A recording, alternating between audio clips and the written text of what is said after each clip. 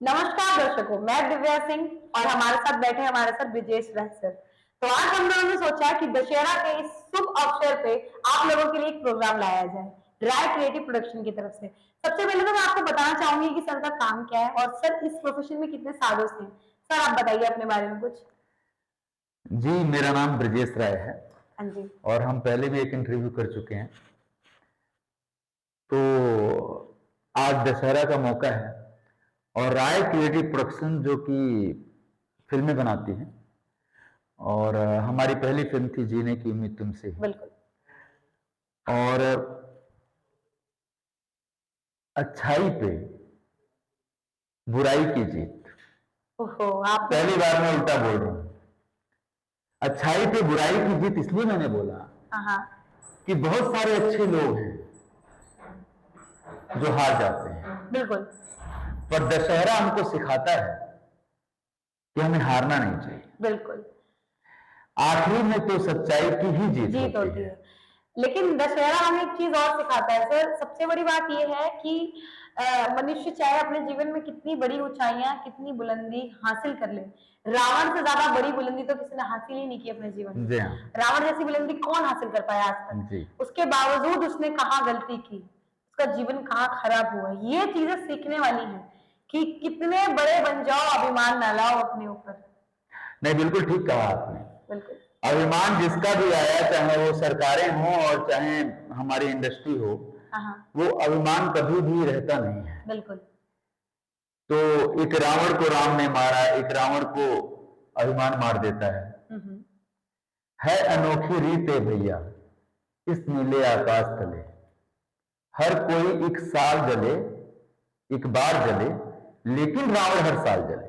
वाह, क्या कहना आपका। तो मैं आज आपको यही बताना चाहता हूं कि रावण को हम हर साल क्यों जलाते हैं, ताकि हमें याद रहे कि अगर आप गलत करोगे तो आप हर साल जलाए जाओगे। लेकिन जैसा कि मैंने शुरुआत में बताया कि बुराई जीत जाती है अच्छाई से कई बार, चाहे वो राजनीतिक जीवन हो, पूरी दुनिया के हालात हों। तो सर मैं ये कह रही थी कि जिस प्रकार लोग कहते हैं कि दशहरा है, हम रावण को दहन देखने जा रहे हैं, जो रावण का दहन देखने जा रहे हैं वो कुछ रावण से कम है क्या। इस दुनिया में इतनी लड़कियों के रेप हो रहे हैं, इंडिया में इतनी लड़कियों के रेप हो रहे हैं, आपने बंगाल का केस सुना होगा, वो किसी रावण से कम है क्या। नहीं, वो मेंटेलिटी है, एक ऐसी मेंटेलिटी है जिसका उदाहरण हमारे पास, अब मैं क्या दूं उसका उदाहरण। इसके लिए कई बार मैं ऐसा बोलता हूं कि हमारे समाज में कई सारी चीजें बनाई गई। जैसे मैं हमेशा कहता हूं राय क्रिएटिव प्रोडक्शन की तरफ से कि मैंने अपनी पूरी लाइफ में कभी भी ड्रिंकिंग या स्मोकिंग नहीं किया, मैं उसका प्रमोट भी नहीं करूंगा। मेरे पास बहुत सारे लोग ऐसे आते हैं, या बहुत सारे, एक बारी मैं अपने राय क्रिएटिव प्रोडक्शन से आपको बताऊं, पहली फिल्म जीने की उम्मीद जब मैं प्रदर्शित कर रहा था, तो जो डिस्ट्रीब्यूटर थे, मैं नाम नहीं लेना चाहूंगा, वो जब मेरी फिल्म को देखा उन्होंने, तो कहते हैं कि ये बहुत सादगी वाली फिल्म है, आप पोस्टर में थोड़े बोल्डनेस लाइए, बोल्ड करिए पोस्टर को। मैंने कहा सर कैसा है कि फिल्म कैसी चले नहीं चले मेरे को नहीं मालूम है, मैं सिनेमा में सरस्वती के लिए आया हूं। तो ये जो मानसिकता है ना, वो हमारे पेरेंट्स हमको देते हैं, और पेरेंट्स में हमारे पेरेंट्स तो हमको देते हैं, लेकिन जब वो बाहर बच्चे निकलते हैं जाकर के, तो फिर वो उनकी संगति गलत हो जाती है, नहीं चीजें अडॉप्ट करते हैं। और जब गलत संगति में जाते हैं तो वो बहुत टीनेजर में, मैंने देखा है, आप दिल्ली में जाइए, फरीदाबाद जाइए, और या मुंबई जाइए, कहीं पे बहुत टीनेजर लड़के आप देखेंगे तो स्मोकिंग कर रहे होते हैं, और आपको देख करके भी वो हटते नहीं है। मैं आपकी बात का अलग तरीके से उदाहरण दे रहा हूं, और वो हटते नहीं है, वो एक मानसिकता बन जाती है, then they will drink also.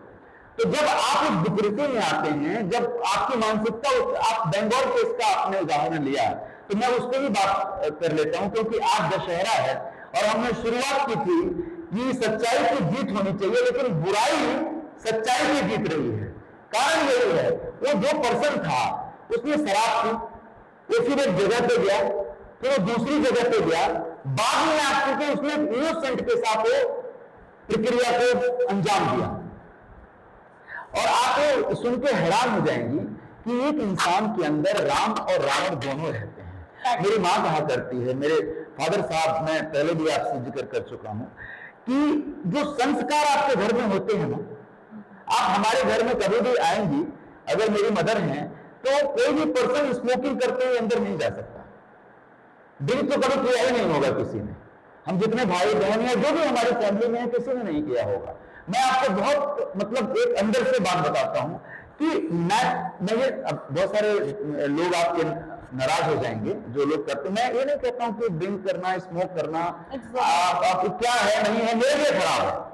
लेकिन अब मुझे बहुत सारे लोग कहते हैं, मैं हर इंटरव्यू में हमारे आनंद जैन जी का नाम लेता हूं, इंडो ऑटोटेक के एमडी हैं, हमारे बहुत अच्छे मित्र भी हैं, और पहली बार उन्होंने मुझे सीईओ बनाया। और मैं अक्सर उनका नाम लिए बिना मेरा काम अधूरा हो जाता है, क्योंकि मैं उनको बड़े दिल से प्यार करता हूं। वो हमेशा यही समझाया करते थे कि ब्रजेश, अपने आप को ठीक रखना है, चीजों को बिल्कुल समानांतर देखना है। तो जो कल्चर आप डेवलप करोगे, और उस टाइम भी कहा जाता था कि Indo is better than Honda. हम लोग होंडा के लिए सप्लाई करते थे, लेकिन सिस्टम जो एचआर का सिस्टम था, जो क्वालिटी सिस्टम था, वो उस टाइम और आज भी बहुत बेटर है। अभी हजारों करोड़ की टर्नओवर हो चुकी है। उसका मैं मतलब समझिए वाइस प्रेसिडेंट था काफी साल पहले। तो कहने का मतलब ये है कि एक निर्णय है, और मैं नाम नहीं लेना चाहूंगा। मैं एक बार इंजीनियर था किसी कंपनी में, आपकी बात का जवाब दे रहा हूं, और मैंने एक दो बार जिक्र किया है। हमारे दोस्त हुआ करते थे, बहुत स्मोक करते थे, इवन चेन स्मोकर हम चलेंगे। और वो जब भी कुछ भी होता था तो मैंने कहा, सर क्या हुआ? सर बहुत प्रेशर है, बहुत प्रेशर है। तो मैंने कहा, आप पी रहे हो ये सिगरेट जो पी रहे हो, मुझे तो दिक्कत हो रही है, आपको ज्यादा होगी, मुझे तो वोमिटिंग हो जाती है, आपको ज्यादा होगी। बोले ब्रजेश, जब तुम सीईओ बनोगे ना या मैनेजर बनोगे, जब भी ऊंचे ओहदे पे जाओगे, तो जिम्मेदारियां होंगी, इतने प्रेशर होगा, तुमको पीना पड़ेगा। मैंने कभी नहीं किया।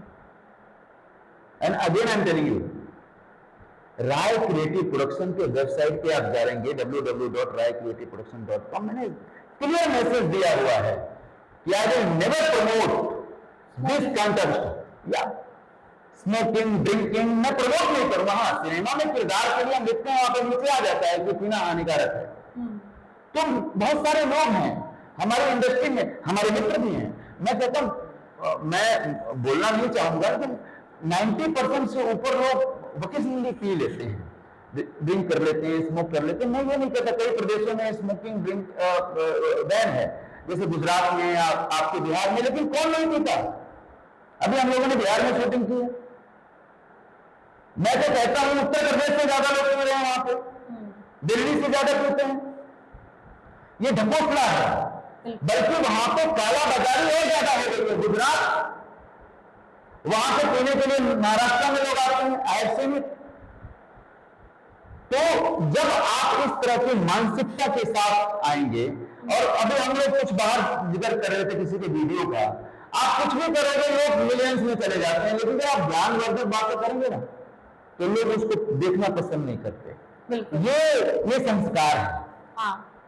ये संस्कार है, तो इसलिए नहीं देखना पसंद करते। आपकी इस बात से मैं भी एक बात बोलना चाहूंगी कि अगर कोई इंसान स्मोकर है, ड्रिंकर है, हो सकता है कि वो स्मोकिंग और ड्रिंकिंग करता हो, लेकिन क्या पता वो चरित्र का कैसा हो सकता है चरित्र का अच्छा हो, नॉन ड्रिंकर से भी ज्यादा अच्छा हो। मैं ड्रिंकिंग स्मोकिंग को चरित्र से नहीं जोड़ा, कैरेक्टराइज मत करिए। नहीं जोड़ा मैं। हाँ। मैं फिर करेक्ट कर रहा हूं आपको। आपने कलकत्ता का उदाहरण दिया, तो मैंने आपको उसमें आगे की बात बताई। उस पर्सन ने ड्रिंकिंग किया था, मीडिया में देखा आपने, समाचार पत्रों में भी पढ़ा होगा। हाँ जी। ड्रिंक करने के बाद वो एक ऐसी वेश्यावृत्ति वाली जगह पे गया, पैसे नहीं थे उसके पास। हम लोग बहुत सीरियस मुद्दे पे डिस्कशन कर रहे हैं, पैसे नहीं थे उसके पास। Then what he did? He raped. या पुलिस वालों के साथ में उनका गार्ड था, वो संरक्षण में, और जाकर के उन्होंने, और ये हर जगह होता है, उत्तर प्रदेश में, बिहार में, हर एक जगह, हर एक स्टेट में। और नेता लोग क्या बोलते हैं, हमारे प्रदेश में तो इस साल रेप की घटनाएं बहुत कम हुई है, मतलब उनको फक्र होता है इस बात पे, कम नहीं है, अरे होनी नहीं चाहिए। लेकिन sir according to the survey मैं आपको एक चीज बताना चाहूंगी, इंडिया एक ऐसी कंट्री है जहाँ के रेप केसेस बाहर निकल के आते हैं, पता चलते हैं, लेकिन अदर कंट्रीज जैसे हम लोग बोलते हैं बहुत प्राउडली बोलते हैं कि अमेरिका ऑस्ट्रेलिया वगैरह, लेकिन ऐसा नहीं है, हर जगह रेप होते हैं, हर जगह होते हैं। वहाँ के बताने का तरीका दूसरा है, वहाँ हाइड कर दी जाती है, या वहाँ का मॉडर्न सोसाइटी है इतना तरीके से नहीं लेती, मतलब मॉलेस्टेशन सर कॉमन है, हर जगह लड़कियां मॉलेस्ट होती हैं, इवन आज की डेट में तो लड़के भी मॉलेस्ट होते हैं हमारी इंडस्ट्री में होते हैं, इंडस्ट्री में होते हैं और भी जगह पे होते हैं, बिकॉज बाहर की कंट्रियों से उन्होंने बहुत सारी अडॉप्ट की चीजें जैसे कि लेस्बियन, ये ना सभ्यता बना ली आज की डेट में कि लड़के को लड़के से प्यार है, लड़की को लड़के से प्यार है, ये सब अडॉप्ट किया, ये इंडिया में कभी नहीं था, नहीं था, यही है आज के टाइम का रावण। सबसे बड़ी बात तो ये है कि आज के टाइम का रावण आपका इंटरनेट है। आप मानते हैं नहीं मानते इस बात को? नहीं मैं मानता हूं, लेकिन मैं आपको भी बातों को क्लियर करूंगा, मैं इस पे कोई कमेंट नहीं करूंगा। देखिए मैं आपको बताऊं, एक साइंस है, लेस्बियन है कि ये है, मेरा ऐसा मानना है, हम लोग इंजीनियर हैं, कि हो सकता है कुदरत ने उसको उस प्रवृत्ति में पैदा किया है। नहीं मैं उनको गलत नहीं ठहरा रही, मैं ये कह रही हूँ किसी को भी किसी से भी प्यार हो सकता है, किसी एज ग्रुप के इंसान से भी प्यार हो सकता है, किसी अदर लेकिन ये इतना ओपन अप नहीं था जब से बाहर की कंट्रीज ने ये अलाउ कर दिया, या वहां पे चल गई ये चीजें, यहाँ पे ओपन अप होके लोग करने लग गए इन चीजों को। नहीं मैंने आपको अगेन उस चीज को सभ्यता से जोड़ा, मैं इसलिए नहीं जोड़ रहा हूं आपको, मैं खुद अपने पे बात करता हूं, अगर मैं तो हम दूसरों का एग्जाम्पल क्यों दें, मैं खुद पे बात करता हूं। अगर मैंने मेरे जैसे बहुत सारे लोग होंगे इंडिया में जो स्मोकिंग और ड्रिंकिंग ये सब चीजें, नशा भी नहीं करते होंगे, हमारे मुंबई में दिल्ली में ड्रग्स भी करते हैं लोग, तो आपको स्मोकिंग ड्रिंकिंग और पान मसाला, तो मैं छोटे तबके की बात बता रहा हूं कि बच्चे करते हैं, मगर क्यों करते हैं? क्या आपके पास नारायण का नशा नहीं है? क्या आपके पास आपके परिवार का नशा नहीं है? आप क्यों गलत करते हैं? बिल्कुल। आप अगर आपको उस, जैसे आपने सभ्यता की बात की, सभ्यता हमारे देश में है, अमेरिका यूरोप से मतलब हमारे देश, मनोज कुमार साहब का मैं बड़ा फैन हूं, और मैं उनको देख के बड़ा हुआ, और जब जीरो दिया मेरे भारत ने, दुनिया में सबसे पहले ज्ञान की भाषा भारत ने बताई है, होता ना दशमलव भारत को चांद पे जाना मुश्किल था, धरती आकाश की दूरी को अंदाजा लगाना मुश्किल था, अंदाजा भी नहीं लगता, तो दशमलव जीरो हमारे भारत का दिया हुआ है। तो जब इतने सोने की चिड़िया बोलते हैं हमारे भारत को, सभ्यता यहाँ पहले आई, सबसे पहले सभ्यता हमारे देश में आई, आज भी ये सभ्यता है हमारे देश में। आप फिल्म जगत से जुड़े हुए हैं, आप फिल्में बनाते हैं, आपने और भी फिल्मों की तैयारी कर रखी है बनाने की।